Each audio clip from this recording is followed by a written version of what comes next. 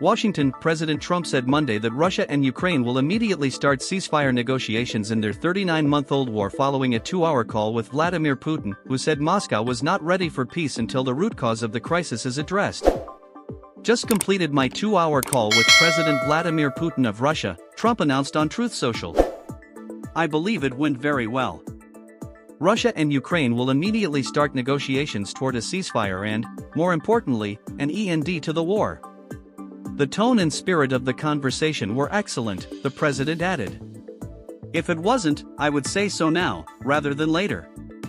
Russia wants to do large-scale trade with the United States when this catastrophic bloodbath is over, and I agree.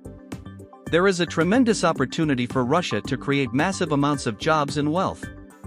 Its potential is unlimited. Likewise, Ukraine can be a great beneficiary on trade, in the process of rebuilding its country. The 78-year-old added that he had relayed details of his talk with Putin to Ukrainian President Volodymyr Zelensky, along with Ursula von der Leyen, President of the European Commission, President Emmanuel Macron of France, Prime Minister Giorgia Meloni of Italy, Chancellor Friedrich Merz of Germany, and President Alexander Stubb of Finland. The Vatican, as represented by the Pope, has stated that it would be very interested in hosting the negotiations, Trump concluded. Let the process begin. Putin described the conversation in his statement as frank and meaningful, adding that he was thankful for Trump's initiative to have direct talks with both belligerent leaders. Russia is ready to work with Kyiv on a memorandum on a future peace treaty which could include issues of a ceasefire and principles for resolving the conflict, the 72-year-old said after the call, before adding that there is a need to work out the most effective paths toward peace that would be suitable to all sides. Russia's position on the whole is known, Putin added, a reference to his baseless claims in 2022 that Moscow was invading Ukraine to denazify the country and save Russian-speaking residents of Ukraine from oppression by Kyiv.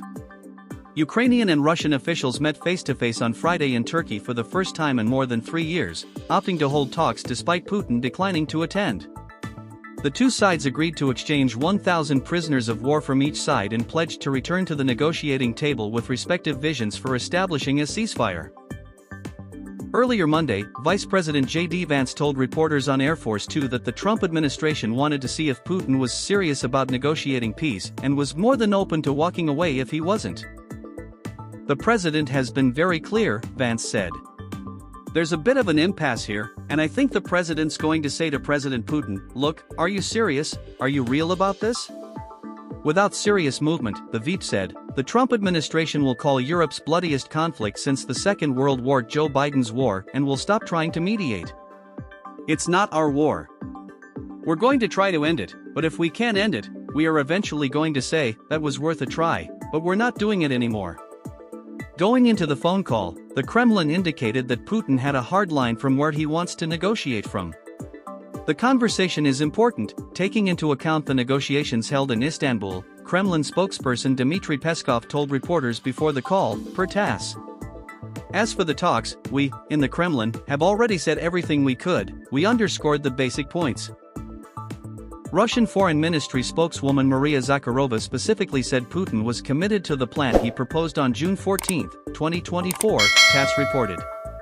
The conditions Putin laid out at the time included Ukraine withdrawing all troops from the eastern Donbass region, committing to never joining NATO, lifting all Western sanctions on Russia, making Ukraine agree to being non-aligned and non-nuclear, and commit to allowing the Russian language to be taught in schools.